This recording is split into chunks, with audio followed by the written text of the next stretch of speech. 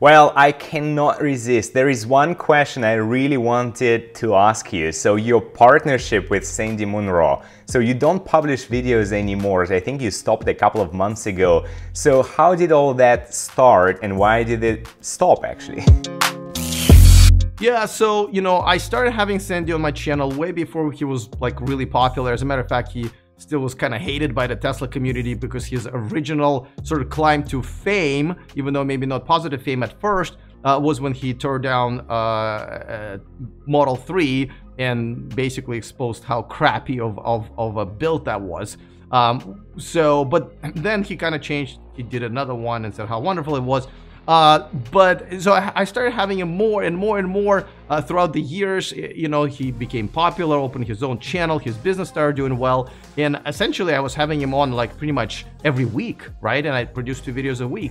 But unfortunately, towards the end of the last year, I've noticed a few things. Is that, I noticed that he was saying things that, when we were talking outside of the scope of manufacturing, when it comes to manufacturing, he really is an amazing guest and just a bunch of knowledge. But when we started talking about things that just, comparing cars or some features or making predictions, I've realized that what he said wasn't just a different opinion. I welcome different opinions on my channel.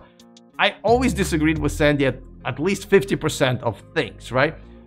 But when it's a false statement, factually false, then it's not okay. Right? And I kind of blame myself that I kind of let it go for too long. And unfortunately, I probably maybe should have interfered and maybe should have ended this earlier than I have. And another thing that I realized is that he, and maybe it's not his fault because he kind of was also thrown into this. But, when I am getting paid by a brand that I'm talking about or a competitor to a brand that I'm talking about, I always disclose that. I mean, all of my sponsors are always listed on the header of my channel.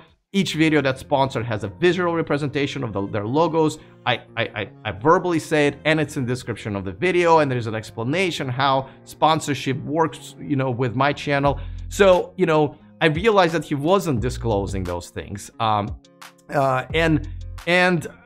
was a lot of pressure from Tesla community to kind of not to do my channel as much. So, and I don't want to go to too many details, but it was the best decision, I think, even for both of us, is for him to no longer be on my channel.